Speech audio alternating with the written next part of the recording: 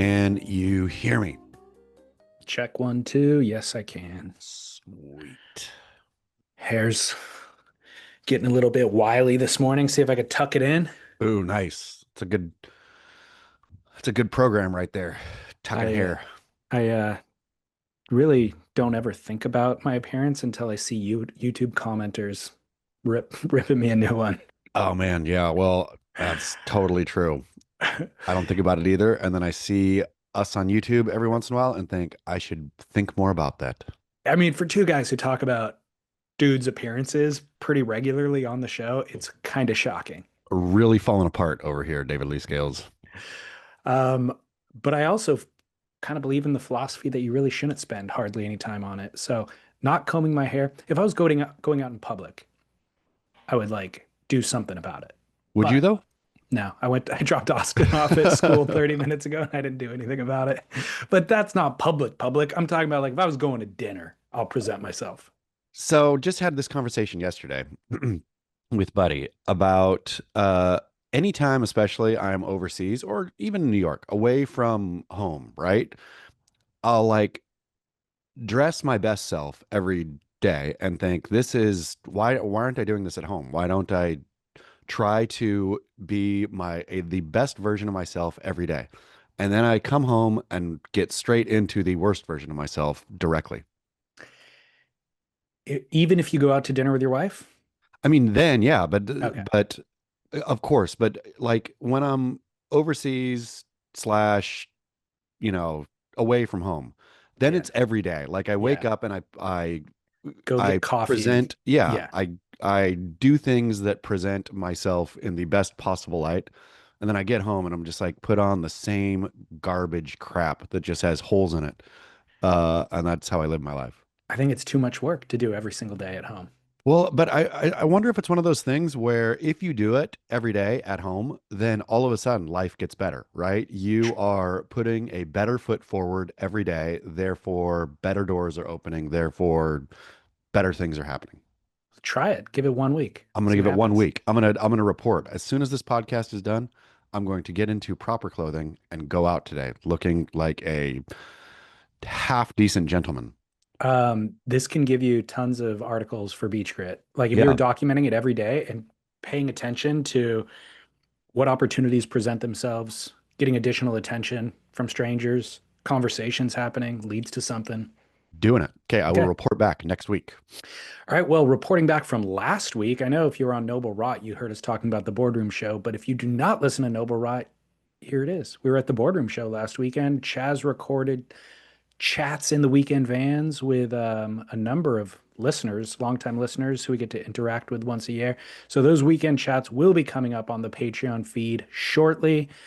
But it was a phenomenal weekend. Absolutely great. Only gets better in the rear view too. I agree. You know, the one kind of common denominator I heard from a lot of people talking, like people were chat about what they like about the show. And the thing that I heard the most was how impressive the listener emails and phone calls are. Oh yeah. I mean, they're works of art. Works of art, dude. Like Yeah. the one last week about birding, Yes. the concept is already funny, but the way that it was written, the structure, the humor, it was like I mean, it could have been published somewhere, you I know? mean, I feel all of them can. I'm always so impressed by the writing on them. They're not like, hey dudes, like Burden, what do you think about that? Like, no, there it is a constructed idea. It makes the show way better than if you and I were just trying to produce content every week. And Absolutely. and I think, I mean, obviously, I think we've helped curate it to a certain degree just by giving it a platform and not necessarily reading ones that aren't as entertaining or well written. I think now it's people are kind of elevating their game, because they Yeah. want to participate in it. But we have to acknowledge, I just want to take this time to acknowledge it is wildly impressive. But then you see and meet these people, right? James from San Diego, for example, and James from San Diego, a Berkeley graduate, like working an important job as a what does he do? He does Grant writing, maybe? grant writing. That's exactly what he does. But all of it, like everybody, it's just well educated and well traveled. Everybody's been around the world, and yeah, it's a fascinating bunch. Well, I think the stereotype of Spicoli, surfers are Spicoli, persists for decades and probably for a fair reason, but it's not entirely accurate, clearly. And for my mind, like I grew up in a time where I didn't see that level of intellect being represented in the surf media. Um, I guess Kelly's broken that mold a bit. Shane Dorian, there's certain guys you could point to who are really well spoken and thoughtful and stuff like that, but critical thinkers, you know. But I think this is our contribution basically, like in the media space, like giving those surfers who exist obviously everywhere in all countries along the coast. There are educated, successful, smart, intelligent people surfing. So I think just giving them a little bit of representation, I feel good about. Slash hilarious. Old Hilarious. Dutch bring in Sitzpinkler placards to put up was, Say, tell him the whole story.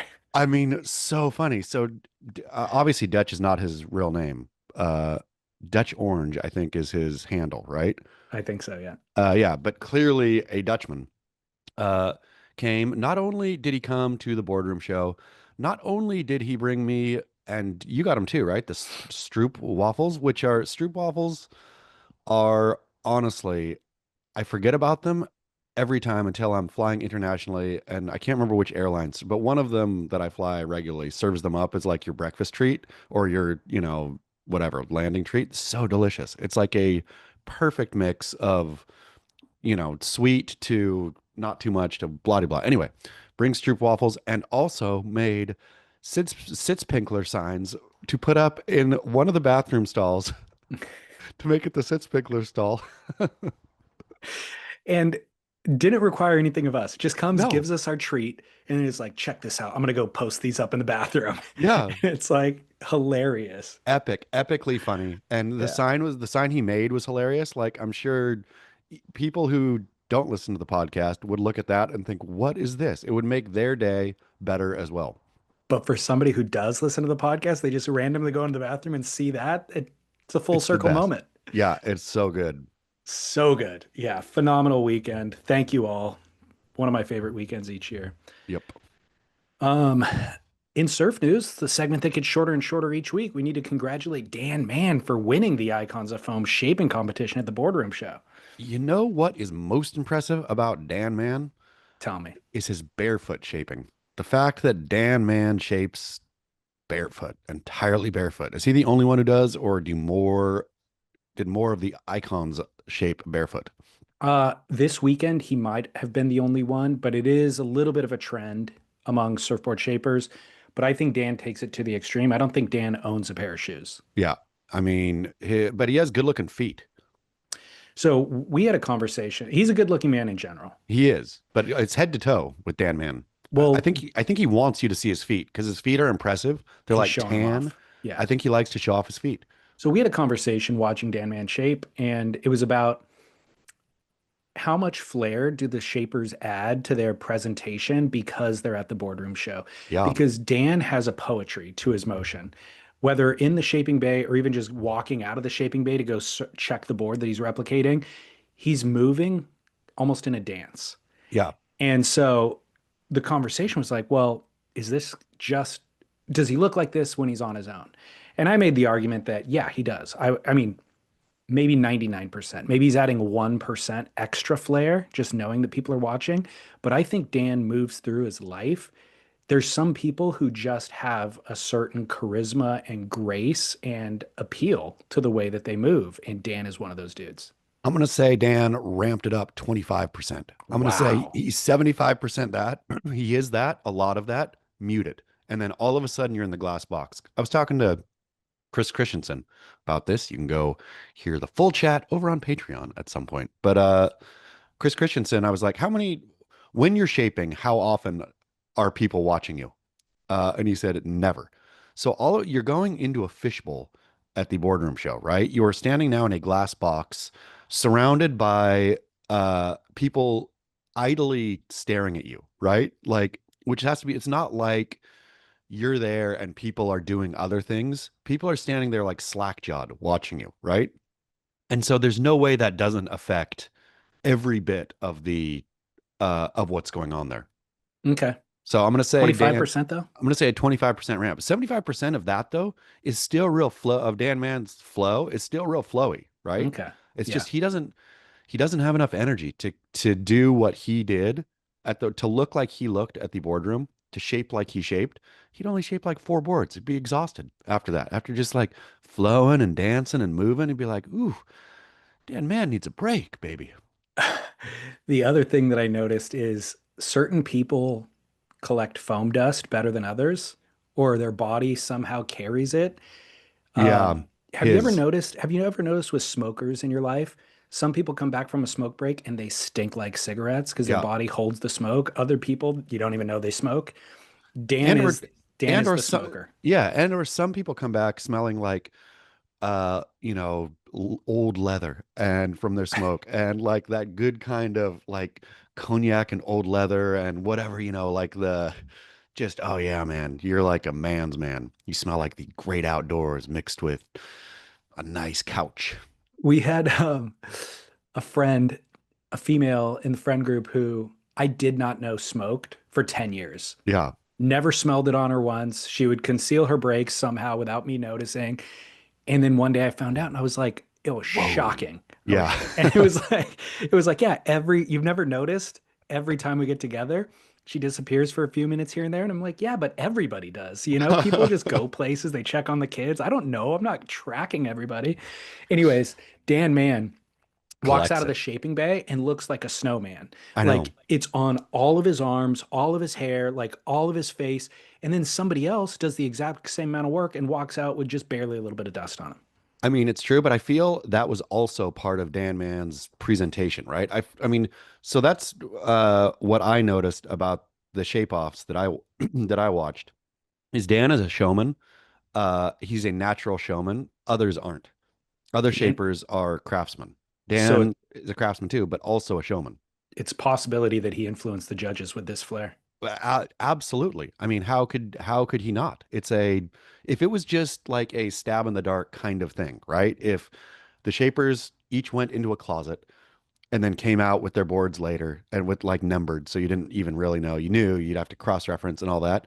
Who knows if Dan Man wins? Dan Man, I'm going to say also influenced the judges 25% with the extra 25% of flair he threw on. Well, just to clear the record, it all is anonymous. The handlers at the boardroom show take the board away and put a symbol on it to identify the shaper, but not a name or any other indicators. And then the judge, Eric Arakawa, and his buddy do the judging without knowing who's who.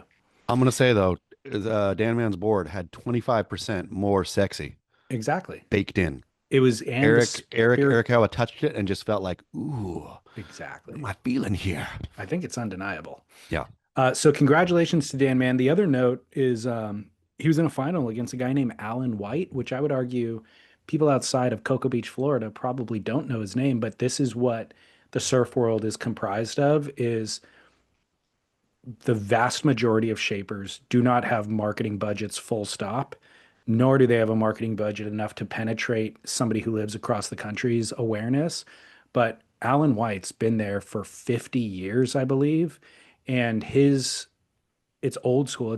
I've been to his shop. It's a retail shop with a shaping bay in the background, just like it used to be, and it's like everybody in that community knows him. He is the guy. He's probably shaped more boards than most people in in the Icons of Foam shaping competition. And so him making the final is obviously no fluke. Uh, I think in years past too, right? Like full on, not no names, but people who are not household surf names have, yeah, won and finaled all of it. I mean, isn't that a regular part of the Uh, It's become comp? more and more actually because like leading into this, I was talking to some of the shapers, and a lot of them were saying they haven't hand shaped in a long time. They did for 20 years or whatever, but now they don't very much anymore. So they had to like get the planer out and practice in the weeks leading up to the boardroom show. So I think somebody at Alan's level, where he's not mass producing surfboards or even doing large volumes of surfboards, he is holding the planer every day. I mean, I love that this kind of surf builder craftsman exists, and every time at the boardroom, I'm reminded of it, how much craft is in surfing, Oh right? my Like, gosh, yeah. I'm not a shaper, I'm not a fin maker, I'm not a wax maker, but like everything from trees wax to uh the naked Viking fins to all of like it's a room full of craftsmen on an epic level. Completely. And I think that's another thing worth noting about Dan Mann is he's well regarded for his craftsmanship and his design. But I think that once he partnered with Slater Designs, the people who didn't know that about him, maybe people who didn't grow up in San Diego and know who he was, just can write him off to a certain degree and be like, oh, he's just a designer and he works with Firewire, so he's not a real shaper, you know? Yeah. But him getting out and doing what he did this past weekend is a reminder that, yeah, he is. He is a craftsman. Uh I would like for you to pass on to your partner. Uh man, early morning podcast, not my forte. Lauren, No, your other partner, Scott Bass. Uh Scott Bass, I think a nice addition would be if they made him do it in Speedos. mm, Because I feel that there needs to be just one other little thing that's there. And I think all of them in Speedos, all the shapers in Speedos would be nice. well, the other thing, are you need entertainment for the viewing crowd or a complexity for the shapers so that they're off their game? What's the thing that you're looking for that this A little bit represents? both, because Okay. I'd found myself walking by the glass boxes multiple times and not stopping as much as I should have, right? I should have been stopping and staring. Like their shaping ability should have been enough for me. It just wasn't all the time, right? I So had to force myself. Dan Mann's feet were ultimately what it came down to. Exactly. That was my big takeaway is Dan Mann's feet. Uh, but I feel if you put them in Speedos, I'm stopping and I'm watching. I'm watching. And because they're in Speedos, it's like what? Putting a dog pill in a, piece of ground beef. I need a little treat in order to get that in order to get the medicine. Does Eric Arakawa have to wear a Speedo while judging? Uh I think if I think the judge needs to be shirtless with a suit jacket on and a Okay. Speedo. Yeah, Okay. but he gets a suit jacket because he gets to be dignified. Okay. Well, I got an idea. Yeah. Why don't you, he can just hire you as the costume designer for the Yeah. entirety of it. And then that can also add some cachet in the lead up because Chas Smith's working on something that's going to be unveiled for the Perfect. event. Done and dusted. I Okay. just need carte blanche though from Scott Bass. I need Yeah, of Scott course. Bass to give me zero restriction. It's revealed to him on the final day as well, Perfect. or on the Done. day of. Yeah. Great. Okay. Okay, I'll get to work on this. Good. Uh, in other surf news, who won Stab High? The funniest thing I saw about it was from the Green Room Times, and it was a meme from, I can't even remember what, but it was something about, I didn't even know any of these people, these rubber-faced little kids or something like that, which was very funny. But so I have no idea. Yeah, me neither. I mean, I knew the day of because I checked the stats and like the air that the person did, and then completely forgot 20 minutes later, have not seen anything from it since. And even the waves that I did see, the winning waves, I was like, this could have been Stab High 2 years ago. Yeah, I mean, that's the thing with it, and not to, I never ever like to say one bad word about Stab, but those pool contests or air show pool contests like have the same exact problem that all air shows have ever had, which is the first time you see it, you're blown away, right? I remember what's the original air show? The I can't Vans remember air the show? Surfing Magazine had one back in the day. There's been a Any of the, bunch I of mean, different iterations. all the same, but you see it the first time and you're like, whoa. And then you see it the second time and you're like, and you see it the third time and you don't see it anymore. Like, I don't care. I don't care about first time I saw Stab High clips of Stab High. I thought, wow, look at both the progression, look at the amplitude, look at all of it. It all looks the same. Now, Well, the problem for me is, well, specifically these waves are too small. So it's just not exciting when you see somebody get up on a knee-high wave and start pumping, and the amplitude is going to be limited by the size of the wave. yeah. So that's already just baked in, something that you're going to have to accept. But the other problem is I'm expecting to have my mind blown. It's a contest. You've done it 4 or 5 times. Now, whoever's up and riding next needs to do something that I just couldn't even imagine in my awareness in order for it to really uh, create a moment, you know?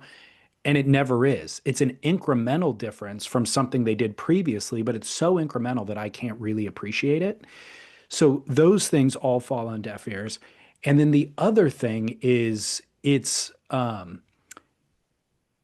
can't keep your attention for 6 hours. So there's no chance of me tuning in for the entirety of the event because of these kind of incremental shifts and the lack of I don't know, unexpectedness. So now it's gotten down to the point where I will check the highlights. That's where we're at with Stab High is the best I can do is check the highlights. But now we're at the point where even the highlights are indiscernible from a previous event. So I don't know what the solution is for Stab because I do like that they're doing this and I think that it does create progress for surfing at large. I don't know if they're able to make it profitable with the number of eyeballs that they have on it. If they can, then I guess just keep going. But for our broader audience of people who aren't there, I think it creates a little bit of a conundrum.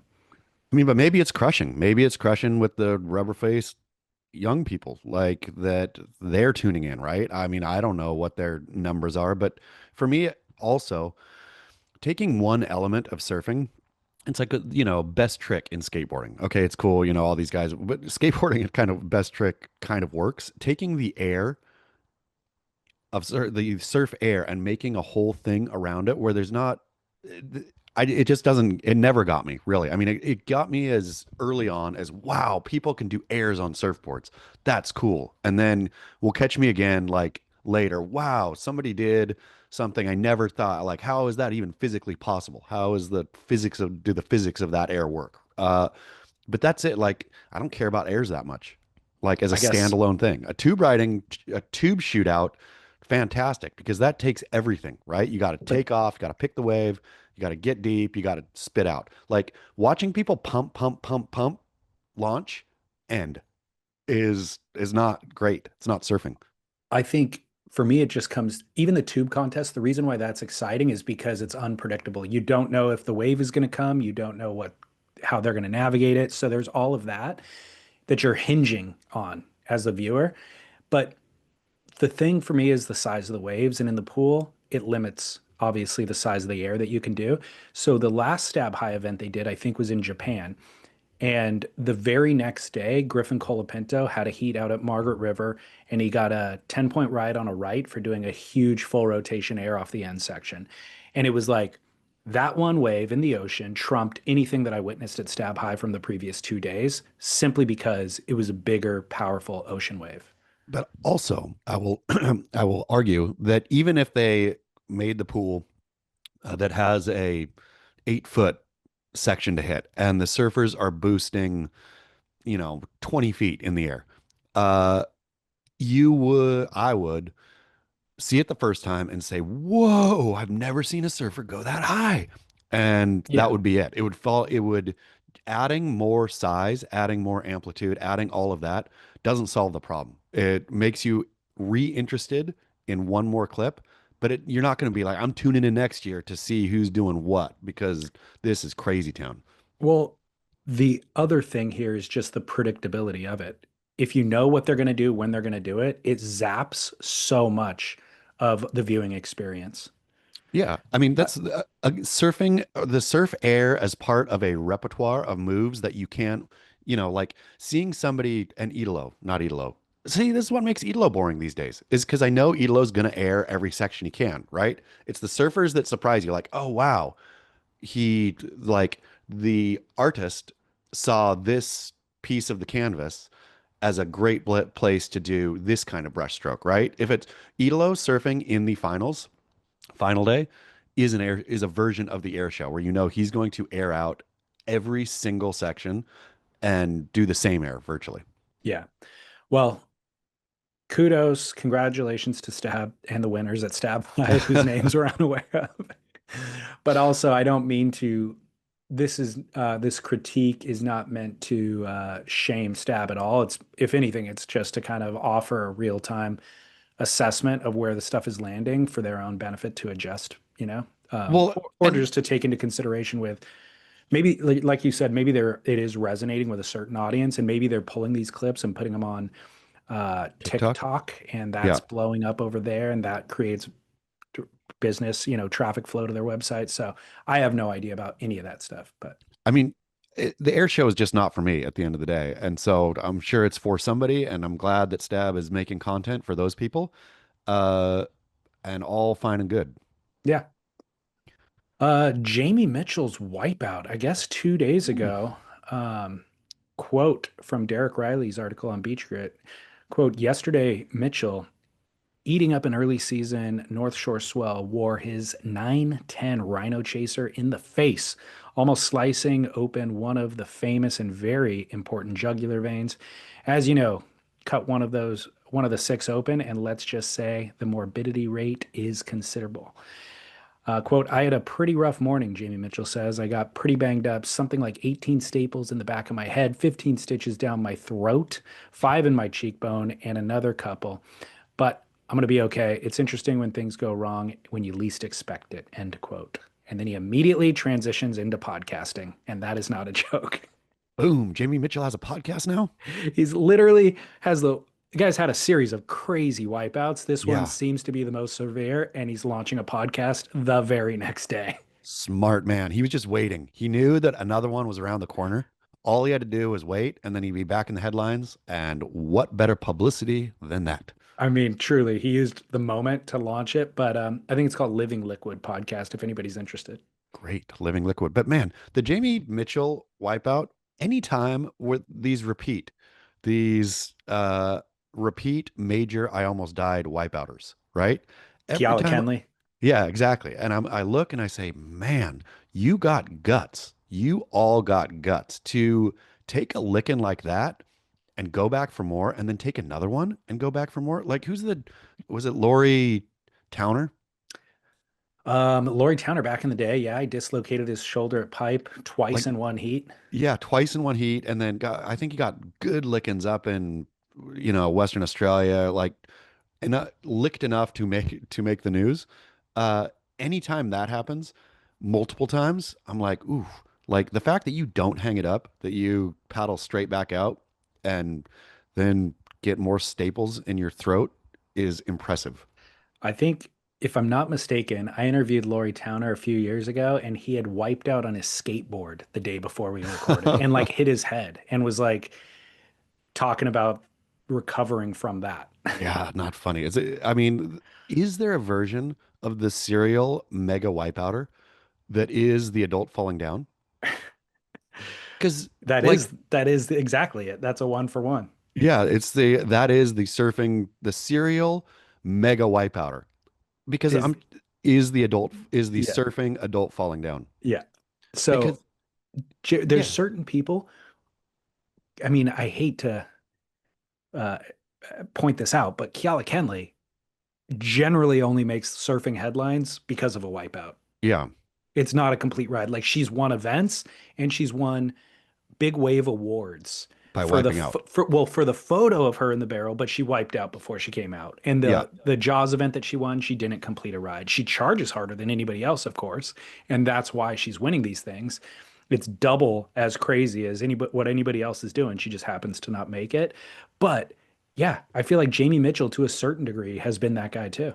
because it's not like, and nothing, obviously, like, no tarnishing Jamie Mitchell, but there's people who charge as hard as Jamie Mitchell who have never once uh, had their jugular nearly sliced open, right?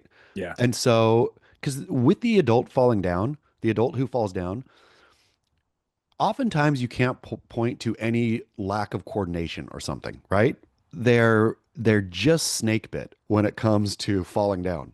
where I feel Jamie Mitchell, and if you're snake bit when it comes to mega wipeout, looking that in the mirror and just saying, yeah. I mean, I guess he probably doesn't look it in the mirror. He probably thinks everybody wipes out. I wipe out sometimes too. Well, we'll get back to Jane Mitchell in a second, but my wife is a adult faller downer.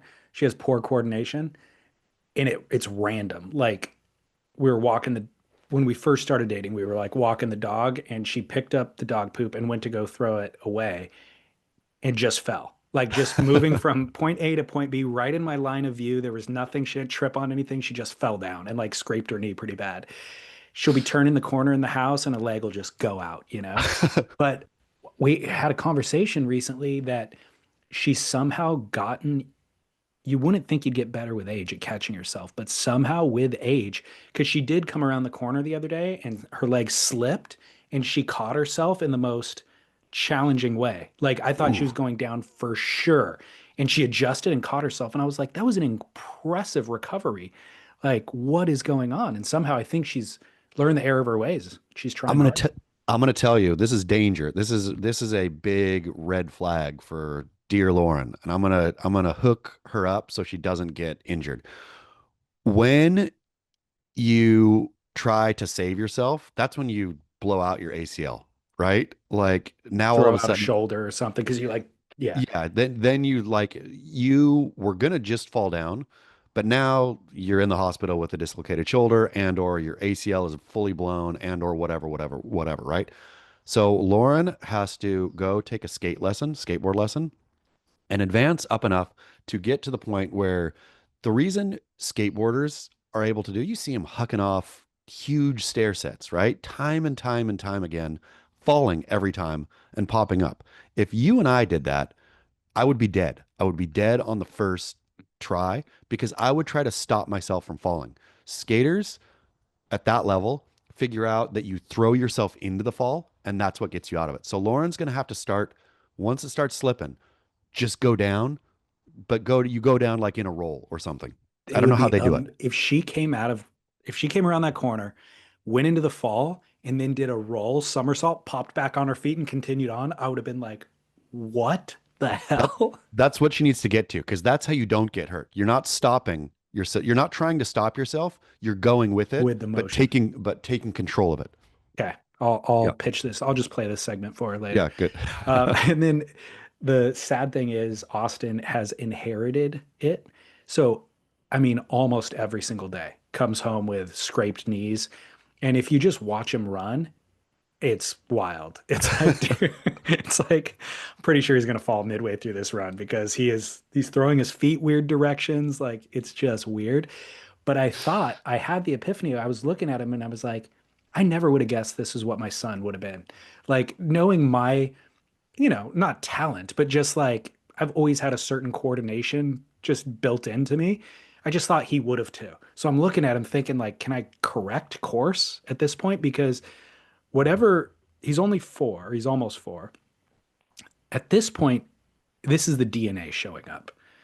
Like he's too young to really have established like I mean, it's the influence of the DNA that is why he's throwing his feet in a weird direction when he's Yeah. running. So can I override the DNA? Do I need to get out there with him and start training? Okay, here's the thing though. Here would be the question that I have is that level of uncoordination is something kind of special when you can look at it. And so I wonder if there's an avenue for that, right? Like, for example, would Mick Hmm, Jagger dance the way he dances if he was coordinated? Did no. that, or David Byrne, or any of these kind of iconic, weird showman dancers? Like, is that their perfect uncoordination and they just channeled it well? I totally agree. Yeah. Yeah, So you just got I to find how agree. to channel the lack of coordination into a place where that is the uh best part of it, right? That's what makes it special. You see these pitchers in baseball who have an Yeah, exactly. unconventional throw and the batters can't figure it out. Exactly. Okay. There's an avenue for this where this is his secret power. This is don't change it. This Okay. is the what's going to make him great. Permanently scraped knees Yep. along the way. Yep. Yeah, okay. I'll embrace it. Back to Jamie Mitchell. Actually, I think that's all I got for. Oh, well, the other thing is just CTE. Like this is a nine. If anybody got hit by a board, even a short board that's 4 pounds, like it's enough mass with enough force to really to end a Ring your life, bell. actually. Yeah. Yeah, to ring a bell, to change your life forever or to end in life. The idea of a 9.6, 9.10 heavily laminated gun that probably weighs 25 pounds smacking you in the face with the power and the force of a wave that size is super scary. Yeah. Like that is going to have lasting effect for sure. So take care of your head, Jamie Mitchell, and anybody else out there listening. Oh, yeah. True grit or clickbait stuff. Quote, single surfers with fairy tale dreams line up to woo one of Europe's surfing princesses. It's true. I mean, I don't know who's lining up to woo them, but I sure would if I was a single man and read about these new batch of princesses who are, yeah, this all looks great. It's funny. It said in the headline, this was I think, Daily Mail piece or something, some European based publication, but talked about how they're all surfer or these new surfing princesses kind of thing. And so then I read there was like little bios on each one, and one liked sailing and tennis, and one liked da da da. None of them, it didn't say in their bios. None of them had surfing in there, but the headline was surfing. So I thought, well, then one of them must, or they all must, maybe. It just goes That's unsaid. that is so funny. Yeah. Surfing sells. I mean, if they put Yeah. in the headline tennis, nobody would Tennis really playing click. princess. Who Everybody cares? knows that. Yeah. Yeah, exactly.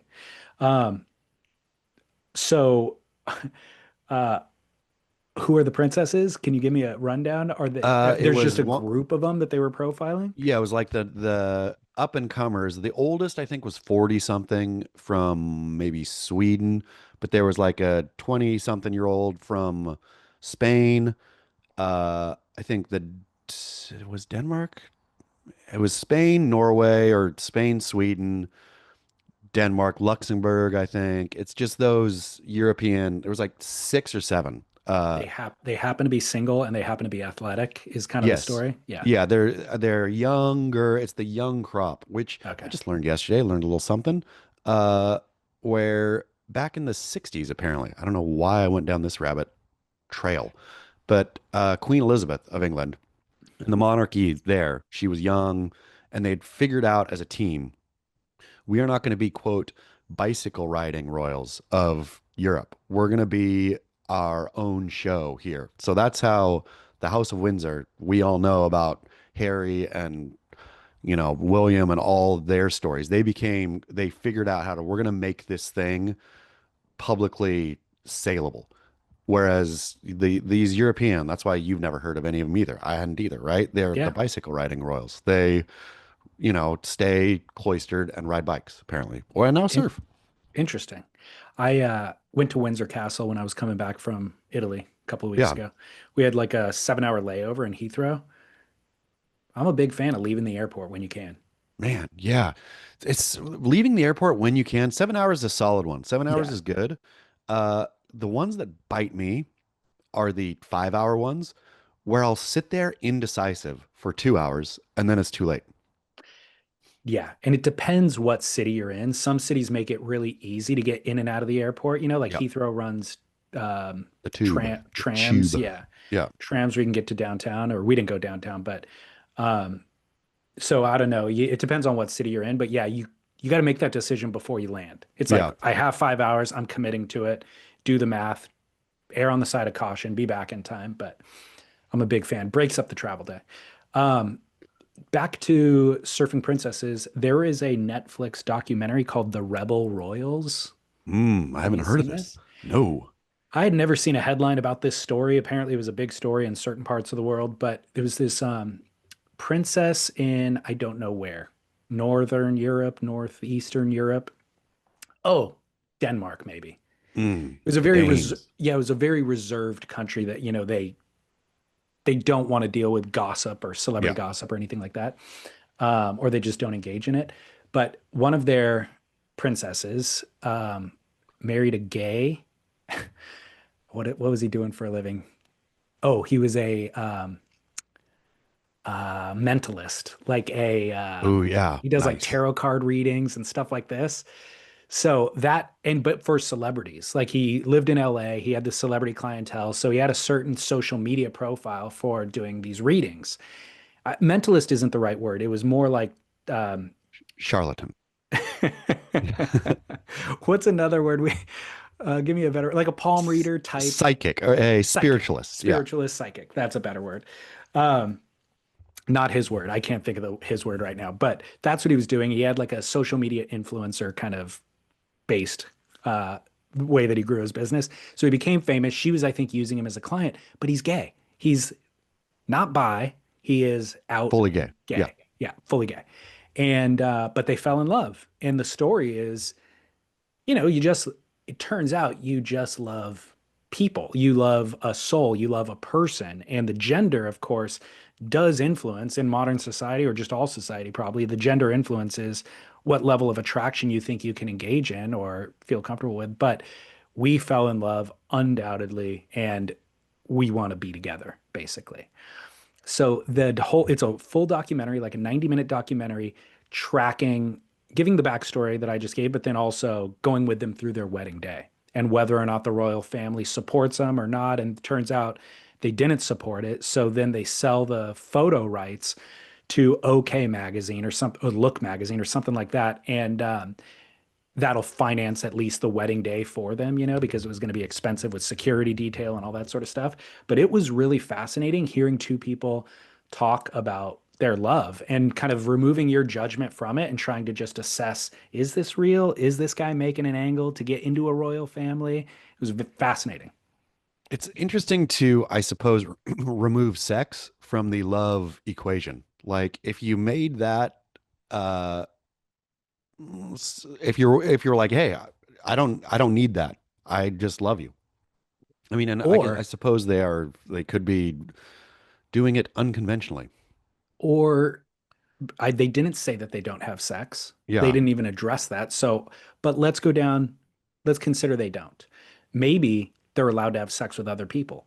And in Yeah. which case, your spouse partner in that scenario, it would take a lot of pressure off the relationship. It's like, hey, we're just best friends who get to hang out all the time, and live together or something. Then that's kind of an interesting dynamic. Would you swap your relationship for this dynamic in an Hell no. ideal world? Hell no. I don't like anybody else enough to want to live with them, first of all. You know what I mean? Like, I don't need a roommate ever. So this all just happened. So The we're documentary's like, new. I don't know when the marriage happened. but we can keep on. We can keep track and Oh see yeah. how this is going to work out. Yeah. Yeah, Okay, great.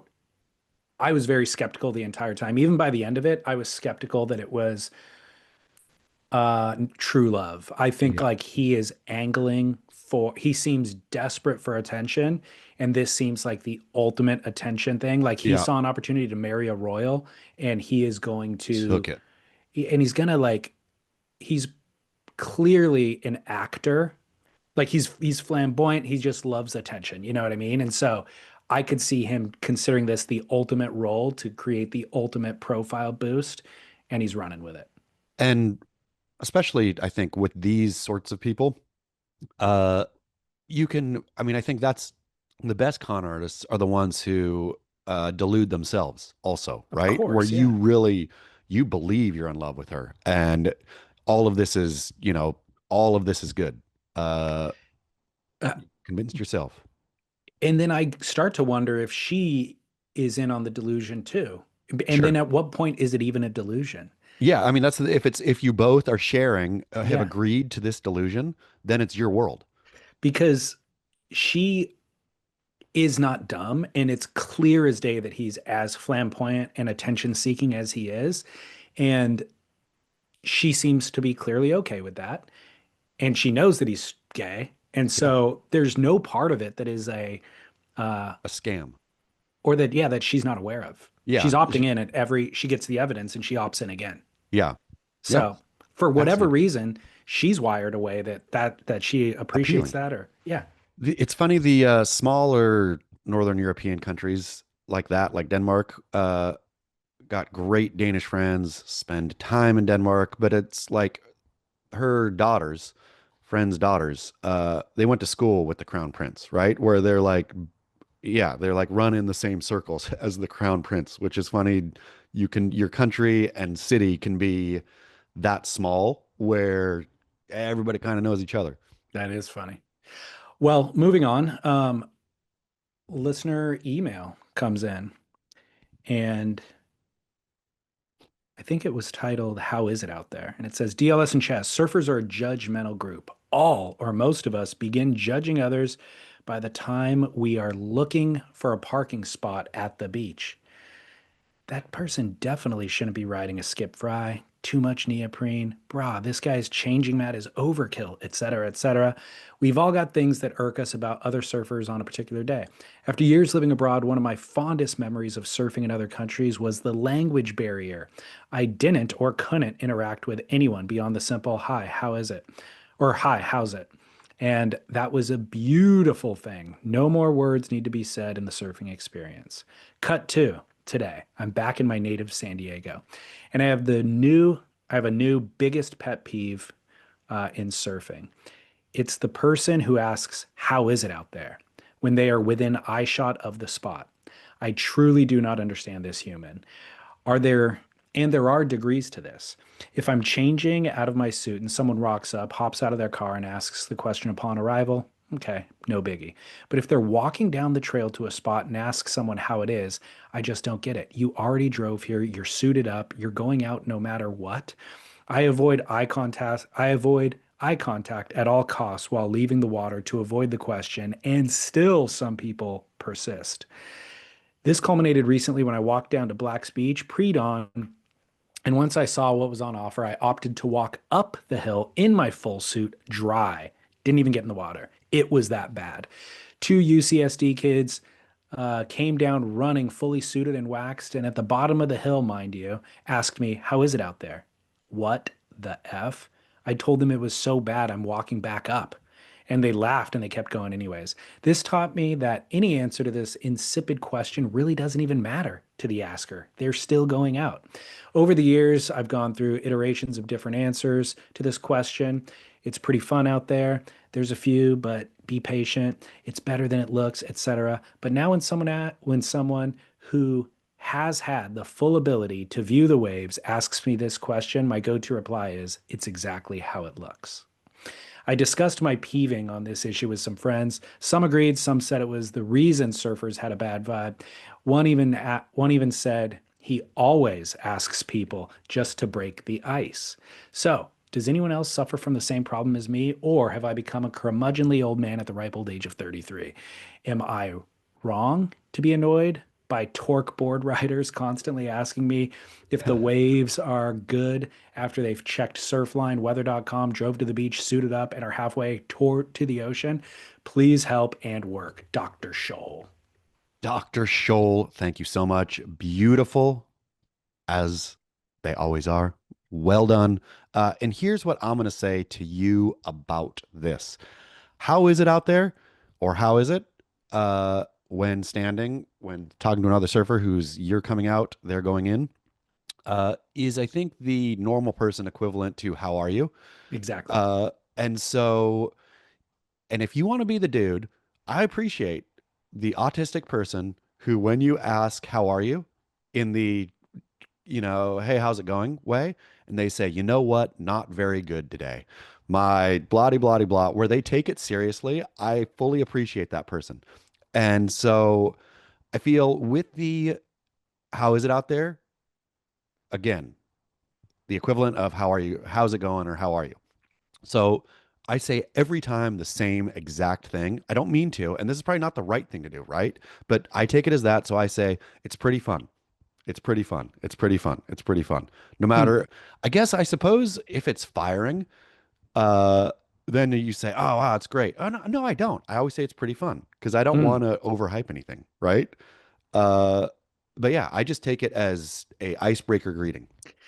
So I agree with you. And this, I think, defines the person who's asking the question as whether or not they're sociable or not. Yes. Because that's all it is. It's just we use societies develop these things in language that are just like that other person said, an icebreaker. It's just a way to try to connect with fellow man, and you don't actually want the information that they're trying to provide, but it breaks the ice and it determines whether or not that person is going to engage with you socially. So Yes. that's all it is. Nobody's actually asking for the answer to that question, um, except when I see good friends who are good surfers, who I know can provide insights about the lineup, I still ask them this question, and I do kind of expect a more thorough response.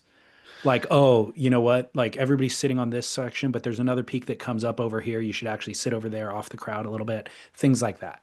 That is absolutely true. Like people I know or have that kind of relationship with, I'm actually looking for tips. Right. And there is, so surfing is sophistic, or the dynamics of a lineup are sophisticated and complex enough to where you can ask this one entry question and yield a variety of responses depending on who you're talking to and their level of surfing. And also get like insight that I would have never got.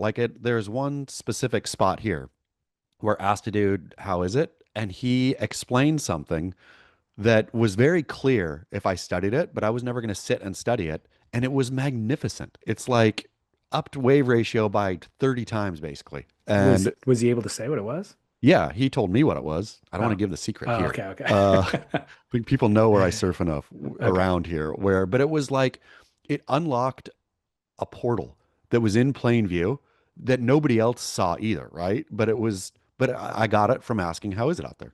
Okay. So I totally understand what Dr. Scholl's coming from. I side with him actually, where I don't really ask this question ever to a stranger. And No, strangers who ask this of me, I don't know if I have a canned response or not, but I try to keep my head down and I try to not engage with people. And I hope that they don't ask me this because, yeah, I'm not sociable. I just don't want to talk to people, strangers, especially when I'm at the beach. But on the flip side of this, I will absolutely ask Brett Simpson how it is if I yeah. see him in the parking lot, you know. The I mean there's one other tier of this is like are you sociable or not? Also, I think it's people identifying as a surfer, right? Like I am a Totally. surfer. I am asking you, fellow surfer, how it is out there because we are now connected, not just as people, we are connected as surfers. That is what they are trying to show to you. Yeah. Like We I'm are part of the tribe. we together are surfers. Yeah, exactly. Okay, good. I think we solved it. I got some don't say gay submissions, and we have one from last week that we need to come back to, and then I got a new one from, Exciting. incidentally, James in San Diego. Exciting. But at the boardroom show, I gotta say, I got busted For saying gay? Did he call Dan Man's feet gay? for a don't say gay, Ooh, not what? gay specifically. Uh, so I have a buddy, a good buddy, whose sister has a mental uh, affliction. See, even now I'm going to stumble over my words. Yeah. Anyways, she has Down syndrome. Yeah. And I said, I have a buddy who has a sister who has Downs. Yeah. And I was told that is not acceptable to say. Okay. And I was like, what? Referring to the specific type of syndrome that she has, I think is a lot more, I don't know, appropriate and also sensitive than just saying she is retarded or some Yeah. other version of has mental. Because it's not Again, because with Downs it's not mental. I mean, I just use Downs. It's not. so I mean, it's a genetic okay, so I had to have this debate. chromosomal thing. I had to have this debate in person, and but then I relied on Chat GPT. I was like, Chat GPT might be able to give us the answer here. And what I learned was the operative word is syndrome. If you include syndrome at the end of it. Down syndrome And is okay. I thought that I did in the real conversation, but I was told that I didn't. It was like, no, you said she has Downs. I was like, okay. So I look it up, and literally after giving various prompts you had to really pinpoint the precise wording with this. But after giving various prompts to ChatGPT, what I've come down to is if you include the word syndrome at the end, Down syndrome, and you put the person first, you have to use person first language. So you can't say it's a Down syndrome person. You'd have to say it's a person with Down syndrome. Yes. But if you include the syndrome, then yes, approved, thumbs up. Good job. Way to do the hard yards. You can't I call know. them downies. You cannot call them downies. No. And the other thing was, I thought it was Down apostrophe S syndrome, Down's syndrome, It's because Down syndrome, right? I figured it was named after a doctor, Yeah. and It's not. turns out it is. The doctor's name Yeah. was Down, and in my mind, you need to add an apostrophe. Yeah. Downs. It would be, but okay. So down, the doctor would be. Yeah, I don't think so because the doctor's not possessing the syndrome. Right. It's not his syndrome. I mean, he Well, think, invented it. I'm trying to but say Parkinson, you call it Parkinson's disease.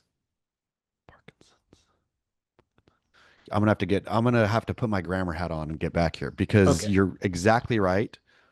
Well, Uh, obviously I lost the Down debate, but I'm coming back to win the debate on a technicality that I think it should be with an apostrophe S, and we might need to change this. yeah, so it is. So it officially is Down syndrome, right? Correct. Yes. Yeah. The problem is that blended S right there at the end. But yeah, Down Yeah. The syndrome. blended S makes it hard. It is Down syndrome. Yeah, So I'm gonna have to think about this. also, I also had a thought that my chat GPT history is kind of wild. Like the FBI definitely has created a file on me. Just to scroll through some of them real quick. Down syndrome terminology, obviously. Gift ideas for wife. Impressive Dolly Parton facts. Eddie Rothman profile. Um, words for stimulating interest. I What were don't you what I, were you going for that for? I don't even remember. I was trying to think of a word for stimulating interest and I couldn't think of it and I couldn't use a thesaurus apparently. Celebrity lookalike help. Amazing. Yeah. I mean not nothing like salacious, but No, but combined all together, paint a very interesting picture. it's of somebody who's prepping for podcasts Yeah. regularly, I guess.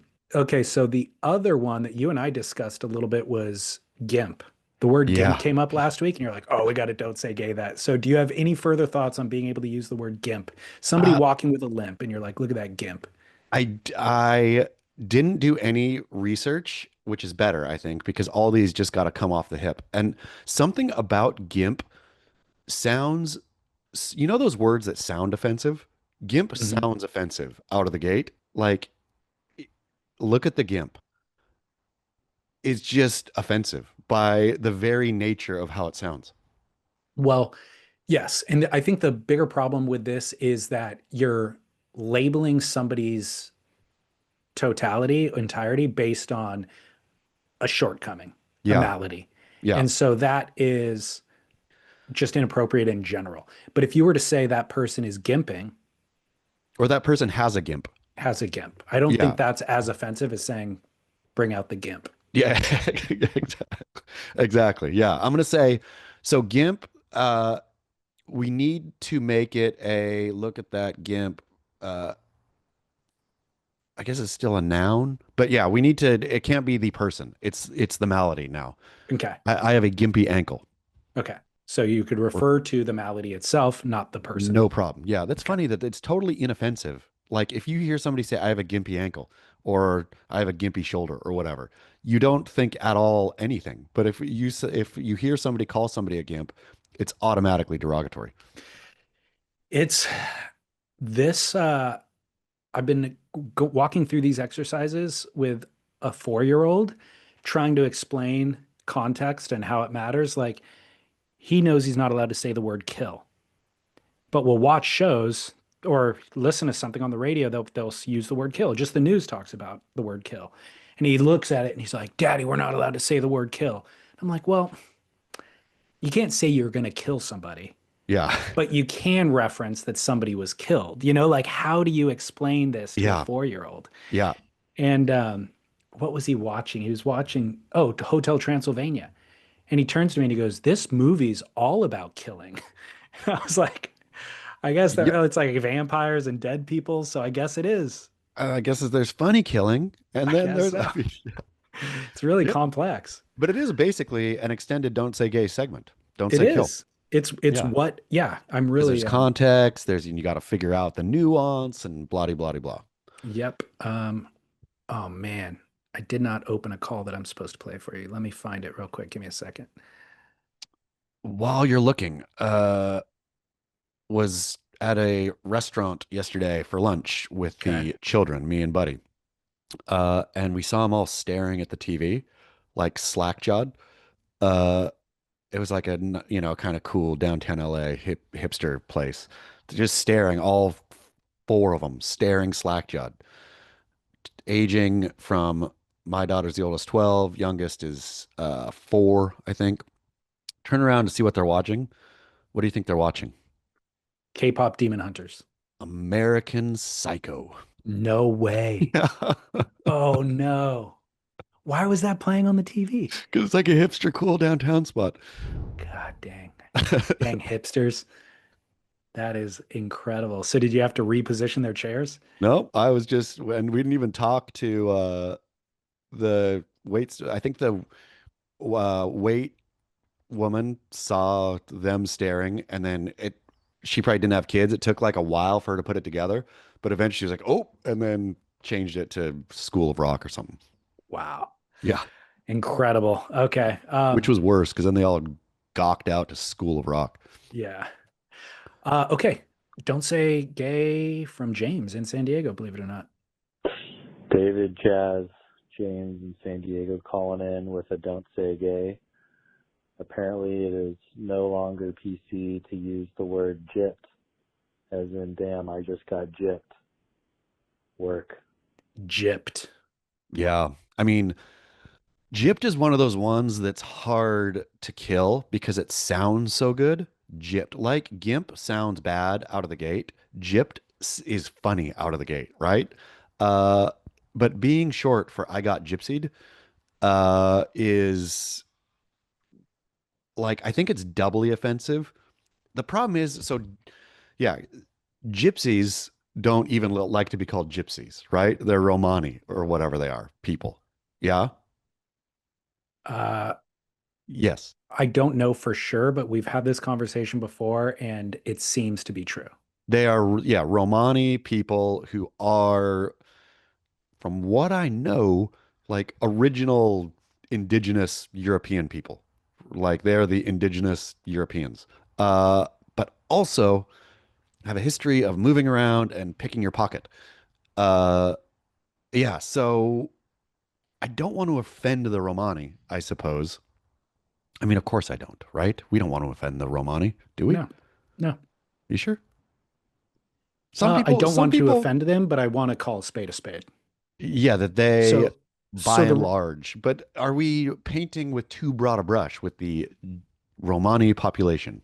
well, yes, we are, and so that's where we either need to agree to have a broad general categorization that we're not going to define, or get into the weeds in detail who are the ones doing the pickpocketing, and is that okay to apply to that little subsect of these Romani people?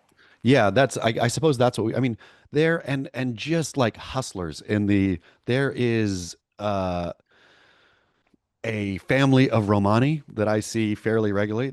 They always have a new crazy hustle going on. It's like selling plastic flowers, but then there's always additional stuff going on with the this family, and yeah, it's amusing, and they got a good skill. It's what they're good at. This family. All right, ChatGPT. Who are the gypsies? Yeah.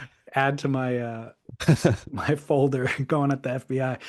Origins: the Romani people are a nomadic ethnic group who originally came from northern India around 1,000 years ago. Over the centuries, they migrated through Middle East into Europe, and today Romani communities live all over the world, especially in Europe and Americas and parts of the Middle East. Traditionally, they were nomadic, moving from place to place and working as craftspeople, musicians, traders, and fortune tellers. They have their own language, which has roots in Sanskrit, and distinct cultural traditions. Terminology and sensitivity. The word gypsy came from the mistaken belief that they were actually from Egypt, but they were from India. Gypsy is often seen as a slur because it's used in stereotypical or derogatory ways, implying criminality, vagrancy, and superstition. The respectful and accurate term is Romani or Roma, depending on the group, the subgroup, or the region. So That's helpful. I didn't know a lot of that stuff, but the stereotype that they're referring to and that you referred to is of being pickpocketers who are living outside, let's say, the boundaries of law in a given country. Yes. Yeah. And I think that that stereotype exists for a reason. It doesn't represent the entirety of the Romani people, obviously, but there is a part of their culture that has existed that way. And that's who the tourists interact with. Okay, and going back to the don't say gay, don't say gypped. Here we go though, is if I was Romani, and this is the problem because I am not, and so we need a Romani to weigh in here. Uh, I would know that this is the stereotype and I would fully embrace it. This is not a bad, hey man, we are a shifty, shifty people. We can't trust me. Don't take your eye off me. I would want that kind of, I mean, I would like that, right? As my stereotype. Yeah. But it's not for me to like. No, it isn't. I need a for a Romani to like it. Here's my other question, okay? Because I don't hear very James in San Diego, I'm not sure where he was clued in that gypped is inappropriate because I don't hear anybody giving pushback on gypped. I mean, that's the problem is because it's easy to use because we don't hear know any or I don't personally know any Romani. When you're in Europe, it's not, they're marginalized to the point where you can use a slur and people are like, who cares? They're like, that's how marginalized they are. Well, let's be perfectly frank. And even in our woke society, there is always, any given time period, there's always a ethnic group that it's okay to make fun Yeah. of. Yeah. Right now, it's probably Russians. You know Yeah. what I mean? Like you could say whatever you want about a Russian person, and even the most woke person will be like, yeah, F the Russians, I'm, basically. I mean, through our entire childhood, you could take it out on Polish people like it was going Oh, out of style. I mean, they're and they're nobody still would, out of fashion. yeah, nobody bat an eye. Nobody would bat any Polish joke eye. Like, and Poles are a giant, like big country, big with a empower, history and da da da da da da, all of it. And we were teed off on Poles forever. Exactly. And so it's hilarious that there is, like you have to be sensitive to everybody except that one group of people. Yeah. F them, Yeah. because their politics or whatever it is. Yeah. Like that shows an incredible hypocrisy in our society and our way of the way our brain works. Um, and I think that gypsies, unfortunately, have uh, been painted with that brush a little bit to where it's kind of like that is free game. That's fair Yeah. game. That's fair Yeah. game to acknowledge this stereotype and maybe to now that I'm thinking about it a little bit more deeply, maybe it's because the behavior is problematic for society. And so society has agreed that it's okay to publicly shame this thing because it's for the greater good. Until this even though it's a stereotype, until this stereotype is proven otherwise, we are going to double and triple down because it's damaging our society and even our economy by tourists not wanting to come to Lisbon anymore. Are pikeys the same as gypsies? I think pikey would be the British. Yeah, I think it's the same. It's just a British Are they term. Romani though? Are the pikeys Romani or are the pikeys like a different nomadic uh English Isle thing? Let me find out. We could rewatch what movie, what Brad Pitt movie where the pikeys in Snatched Snatch, or so good. snatch, yeah. Yeah. So yeah, the term pikey is a British slang word generally considered derogatory and offensive. It has been historically used to insult Romani people and Irish travelers. There we go. So that's what I think that's what they were in Snatch. They were not, oh no, they were Romani in Snatch. There Well, was the some word, Irish traveler mixed in there. yeah, the word comes from turnpike. Nice. I like Pikey it. originally refers to people who traveled the turnpikes. I liked Okay. it. Yeah, I like it too. Sweet. So maybe we just switch to pikey. And I got piked. Totally, it works. Yeah. Done and Okay, we dusted. We stumbled solved on it. something. We solved it directly. We're kind of cheating the system a little bit because the person who would be affected. By the way, I said I wonder who gave James from San Diego an indicator that it was wrong. It was probably a white woman who's lives in a $2 million house in San Yeah. So Diego. we don't say that anymore, James. Exactly. She's Yeah. defending the pike or the Yeah. gypsies, but the way that you cheat the system here is he could say, "Oh, I got piked to her." She's not savvy enough to do the math and be like, "Gypsy, pikey, pikey," like, Turnpike. Yeah, we yeah, got it. We yeah. So got we it. got it. Got it James, solved. solved it for you. Thanks, James. Okay, good work. I think we should go to Barrel or Nah and then come back, or go to commercial break and then come back with Barrel or Nah and be out of here right on time. Great. How you doing on time? You good? Good. Yep. I just have to leave by 9. Okay. Leave by 9 or be done by 9? Be done by 9. Okay, cool. All right, Chaz, welcome back from break. I found something in the archives. I meant to play it for you at the beginning of the show, but I'm going to play it for you now. It was in regard to this weekend at the Boardroom show. We got to spend some quality time with Karen Howard. And UT with KH. UT with KH and ZB, zucchini bread that she brought us. So good.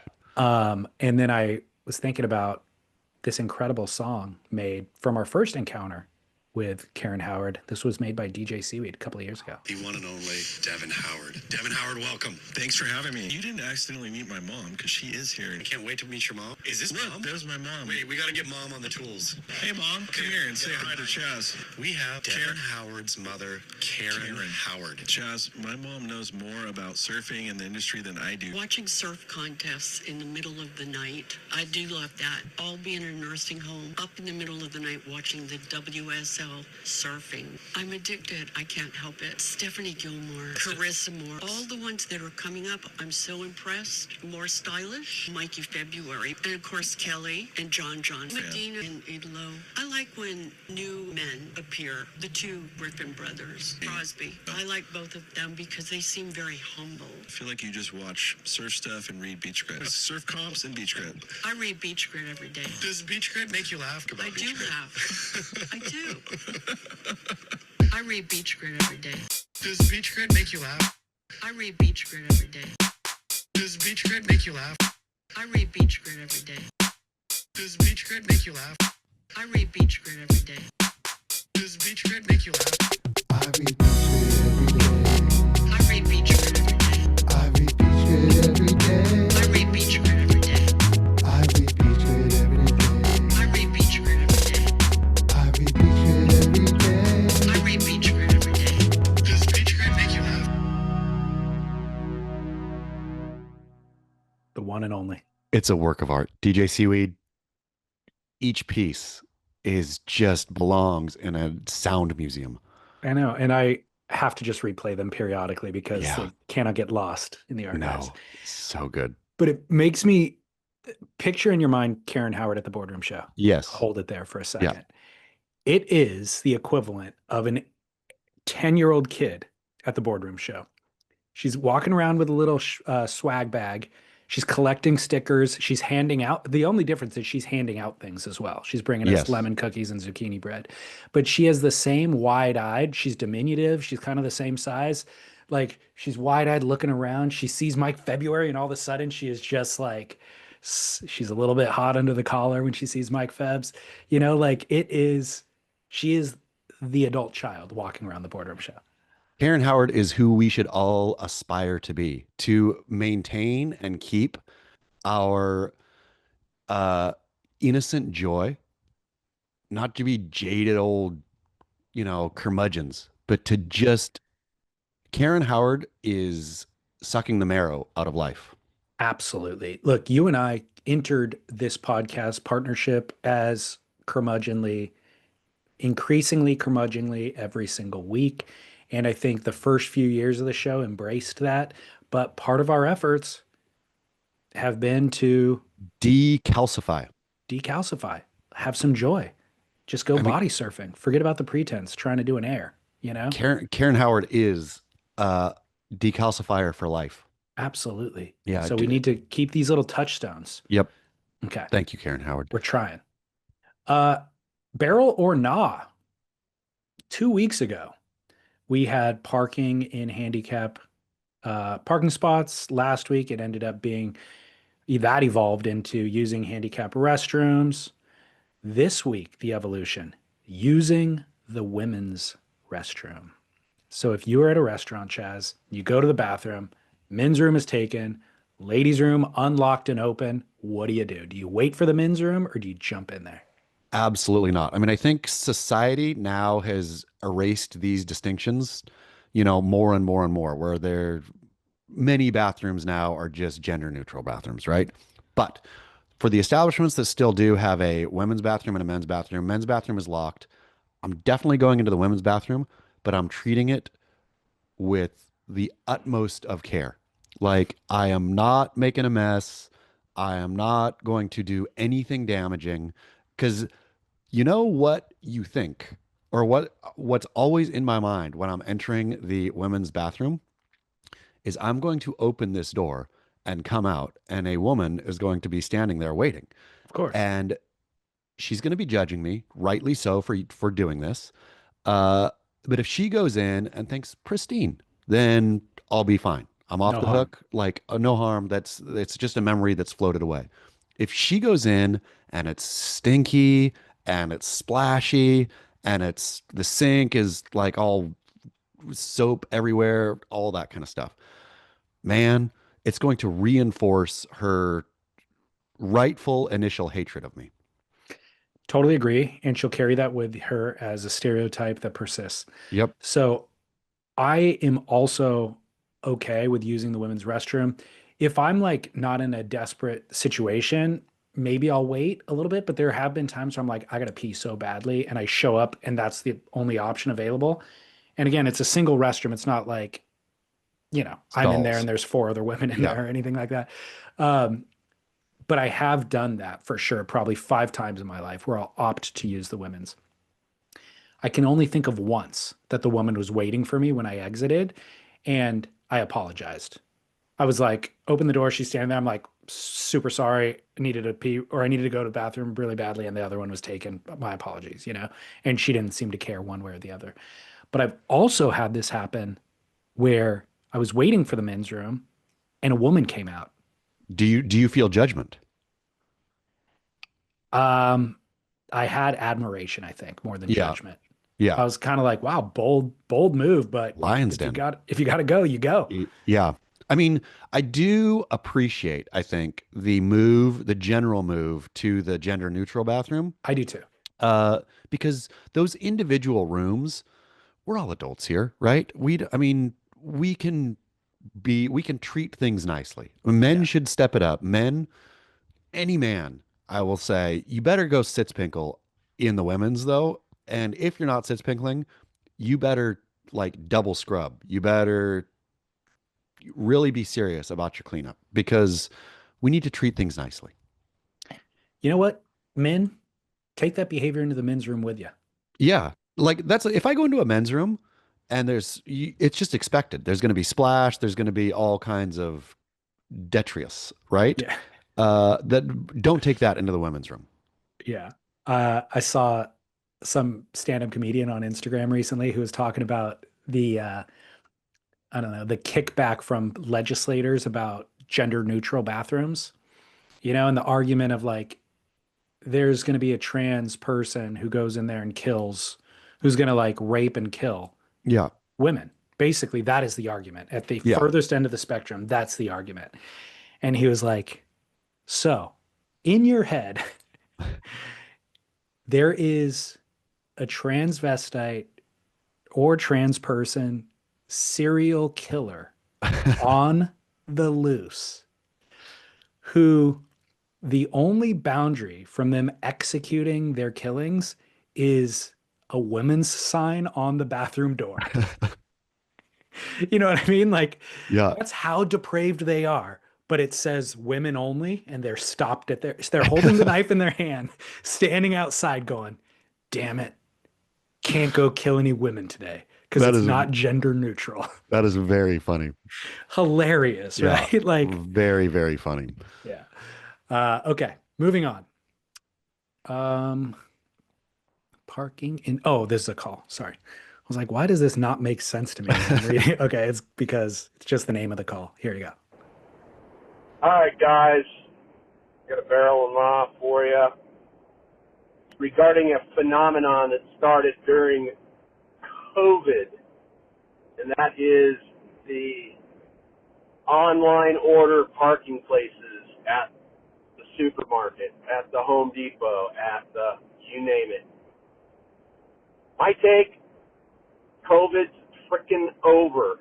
I go to the grocery store, every parking spot's chugged, and there they are. There they sit, glowing in all their glory. 5 empty spots for online pickup orders. So, barrel or nah, parking in the online order parking spaces and going in and doing your business like a normal human, not a lazy. My call, double overhead, double hand dragging hit with the spit. So, want to hear your take, boys. Yeah, Thanks. I mean, look, it used to be there's just 2 handicap spots up front, and now there's 7 spots blocked. It's the handicap and the 5 to-go order ones. Online. Okay, so I am in absolute 100% lockstep with Collar on this. I purposefully park in them to aggravate anyone who has done their online shopping and is expecting what you get. Now, online shopping is a priority. Online shopping is a absolutely not. Absolutely not. Like, if this was, again, handicap, anything related, but no, you going home, buying it on the computer, driving yourself to the store to get it, that is not a privileged class. And waiting in the car so that the Target employee has to bring Brings out it a out. shopping cart and load your car for you. Exactly. Not only is this not a privileged class, this is an abomination. And I'm going to seek to get in the way, to throw a monkey wrench into these gears. The other thing is there's no legal recourse nor even way for the store or the other customers to really check. No. Like, you pull up and you get out of your car and you go in. They don't know if you're picking up a to-go order or picking up an online order, or if you're just the fastest shopper that got in and out in 5 minutes. Like, you can exist in the margins here and get away with it. Nobody knows nothing. And I feel, again, this is all a fake designation anyway. It's not like they're going to tow your car, right? Yeah, If yeah. I'm sure if they called the police and said, hey, we got somebody who parked in an online pickup shopping stall, get over here, the police would say, nope, this is not found in the law. Yeah, don't call for that. Yeah. So while I agree with you in theory, I'm going to go nah on this one, because this whole idea of needing to park close to the store is absurd to me. And I don't drive a fancy car, but I often just go to the back of the lot. Like, I don't want to be doing 3 laps up front so you can get 5 places closer. I see people waiting and wasting 8 minutes to get into Costco because they want to park in the front 5 rows. I go to the back of the lot, park my car, and walk. And I'm in the store while they're still looking for parking. I mean, I'm 100% for my natural life when I'm not purposefully shaming online shoppers. That's what I do. My family, I think I've talked about it before. My family, it drives them crazy because I will usually pick the furthest back one. Now it's just instinct, right? I'm not even doing it on purpose. I'll just go in and they'll be just like, everybody in the car. But every time I'm like, what? You don't want a little extra exercise? This is the problem here? We're gonna walk 20 more feet. It's gonna be good for all of us. I mean, it's crazy. It's Yeah. not we're gonna now have to hike a mile. Yeah. It's an extra maybe 20 yards even, Yeah. like max. And yeah, it's sunny out. It's a beautiful day. We get some fresh air. Like, stop it. Stop Win-win. complaining. Yeah. Win-win. I'm totally Win-win. there with you. Park far away. Yeah. Okay. Final barrel or nah email came through. It said something fishy at the Boardroom show. DLS and Chaz, I hope you two are recovering well after a marathon weekend at the Boardroom show. I attended as well, and as always, it was a blast. Countless amazing boards, legends of the sport, and amazing showings in both the shaping competitions and the best in show contest. I'm writing this to you because I think I found a potential barrel or nah at the show. I couldn't help noticing that 3rd place finisher in the best in show contest was legendary surfboard builder Bill Stewart. Though he did not follow 2 of the 3 criteria for the best in show entry, yet still managed to get a 3rd place ribbon. Now, you'll recall the criteria for the contest were build a fish, Number 2, with wood accents. And number 3, with meaningful symbology. Bill's entry was stunning, no doubt. It was a fish shape rendered as an actual literal fish, complete with zoomorphic fins and a face of Bill himself reflecting in the fish's eye. A great feat of master craftsmanship, beautifully made. However, no wood accents were included, and being a quite representational piece of art, there was no symbology found either. As impressive as it was, I couldn't help but think, how did this get a ribbon? There was a public vote, but also allegedly a set of anonymous judges from the boardroom show itself were also supposed to weigh in and determine the winners in order to avoid non-functional craft, quote unquote, and be sure that the criteria for the contest was followed. Unclear then how this board slipped through. I hesitated to even write this email. In sum, barrel or not, ignoring the criteria. Is it better to just make whatever the hell you want, consequence and rules be damned? Surfing loves an iconoclast. And then, or then again, Bill didn't win the whole thing. Congrats to Steve Farwell for his first place finish and Rob Lamb for his second. So perhaps this was the difference between a first place and a third. What say you? And for what it's worth, my top 3 in the contest were all overlooked and also incorporated all elements of the criteria beautifully in no particular order. Shout out to Dan DeCola for his Cap and Kino's fish, Grain Surfboards, amazing unglass fish, and Donald Brink's wildly inventive asymmetrical entry. Work, Anonymous Minnow.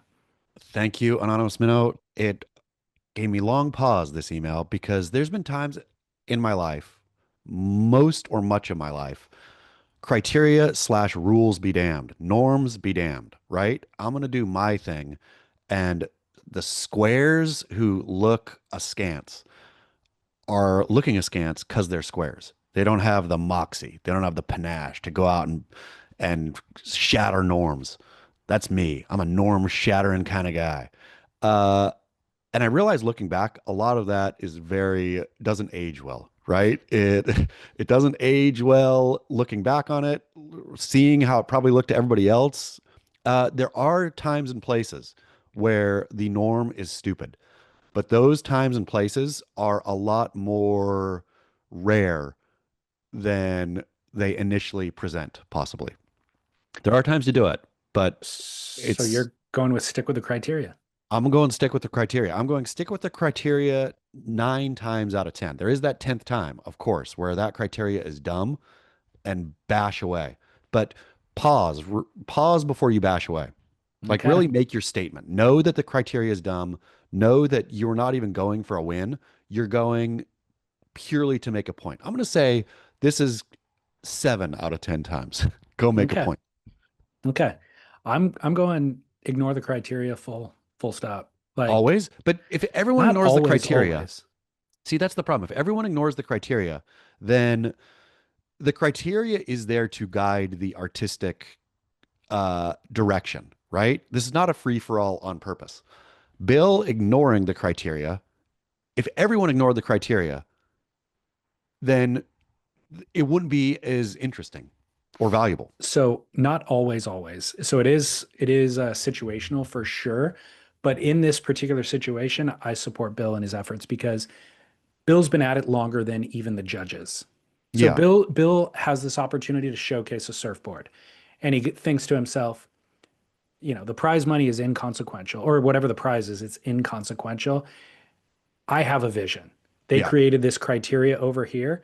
My vision is grander than their of course they have to create a criteria because it is a contest technically, but what I do is grander than any criteria that they could design. So I'm going to gift you this piece of art.